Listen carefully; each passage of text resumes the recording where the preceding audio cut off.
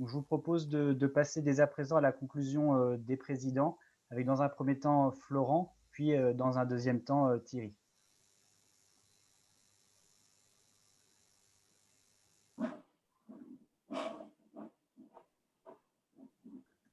Florent, je vois le micro de Florent qui est plus activé.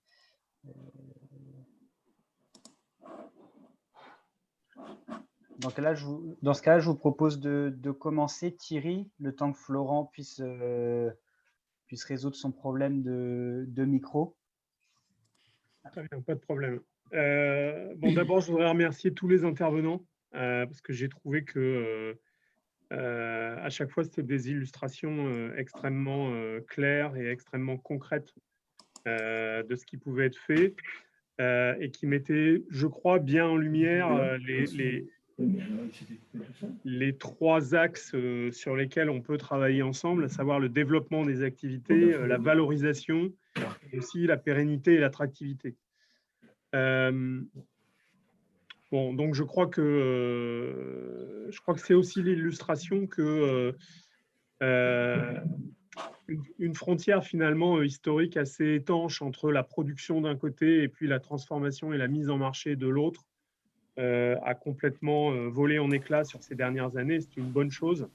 On voit aujourd'hui, quand on entend Charles, des producteurs qui sont devenus des metteurs en marché et ils ont bien raison. De l'autre côté, on a entendu des industriels comme, et c'est pas un gros mot, comme la Cicarev ou comme Moïpark qui sont, ou LSDH qui sont extrêmement introduits dans les filières amont. Et je dirais qu'on pourrait même trouver des exemples où certains vont jusqu'à investir à la production. Donc je crois que c'est vraiment l'illustration que nos deux mondes n'en font plus qu'un et que pour trouver les solutions, il faut qu'on travaille ensemble et il faut qu'on travaille ensemble jusqu'au bout de la filière et jusqu'à la valorisation.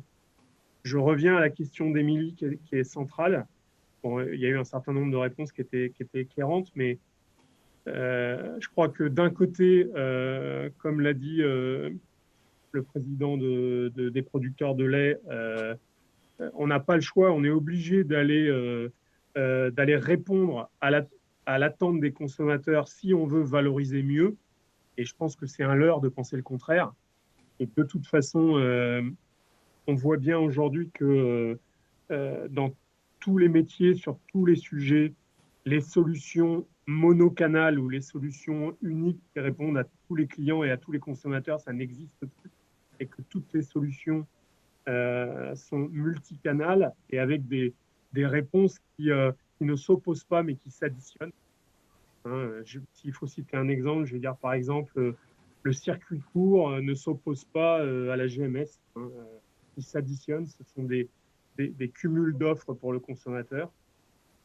Donc, on voit bien qu'il faut aller vers la différenciation, vers la segmentation. Mais d'un autre côté, je pense que le fait de travailler ensemble, ça nous permet d'être extrêmement vigilants et puis de devenir acteurs sur le fait que la valorisation, elle soit dans la durée. Et pour ça, il faut que la segmentation ou la différenciation apporte quelque chose en plus au consommateur de façon perceptible pour lui et de façon durable.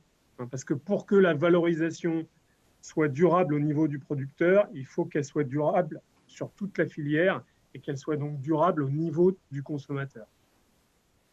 Voilà, donc merci encore pour toutes ces belles illustrations et je crois que ça montre que il y a beaucoup de belles choses à faire et on va s'employer, je pense, les uns et les autres pour en faire quelques-unes. Bien. Bon. Donc, à mon tour, maintenant que j'ai rebranché mon micro, merci Thierry, et merci aux participants d'avoir illustré avec du concret. Voilà, je pense que c'était aussi l'attente par rapport au plan de relance. On peut avoir des initiatives au niveau de la région Centre-Val de Loire. Je pense qu'il faut s'adapter sans cesse. Moi, sur les filières, je vais dire, il y a de la place pour développer les filières voilà, qui existent. Je pense qu'il faut avoir une vision de développement des filières. Voilà. La segmentation, oui, bien sûr. Il y a aussi la place de la segmentation. Je pense que voilà, c'est extrêmement important. Et puis, voilà, demain sera différent d'hier. Je pense qu'il voilà, y a des choses nouvelles à inventer, à structurer, à mettre en place sur des nouvelles filières. Voilà, avec le réchauffement climatique, peut-être que il peut y avoir aussi des opportunités de nouvelles productions. Donc, voilà, le monde bouge. Le consommateur a de l'exigence. Je pense que c'est important. Voilà, il y a eu quelques sujets là-dessus. Je pense qu'il faut de la cohérence entre l'attente du consommateur et quand il est à l'acte d'achat pour que tout le monde y retrouve son compte. Puis voilà, j'ai préparé quelque chose qui va rassembler, j'espère, beaucoup de monde et de témoignages de ce soir. Moi, chaque maillon doit capter le retour de la valeur ajoutée à la proportion du travail de chacun sur le façonnage du produit. Et puis, voilà, la souveraineté alimentaire, je pense que ça ne se décrète pas, ça se construit chaque jour et tous ensemble, je pense que les producteurs, les acteurs, l'agroalimentaire, eh bien, on a beaucoup à faire, à progresser. On l'a bien vu sur quelques illustrations. Voilà, quand on voit la production de viande de bœuf, on en produit 6% et on est capable d'en transformer que 3% sur le Madine région Centre-Val de Loire. Eh bien, voilà, on peut avoir de la perspective. Il faut qu'on aille de la perspective. Et puis, ce soir, c'est le premier webinaire sur le plan de relance. Je pense qu'il faut qu'on continue à se parler, à construire dans l'intérêt, bien sûr, de tous et avant tout, au nom de la FNSEA Centre-Val de Loire, bien sûr, des producteurs aussi. Merci à tous. Dans ce cas-là, merci à tous pour votre participation dans le cadre de ces témoignages. Et comme dit précédemment, voilà, l'enregistrement de ce webinaire vous sera très rapidement disponible, avec en parallèle les coordonnées de l'AREA et de la FNSEA Centre Val de Loire pour qu'on puisse continuer les échanges sur le sujet et continuer voilà, cette démarche partenariale qui donne son top départ ce soir.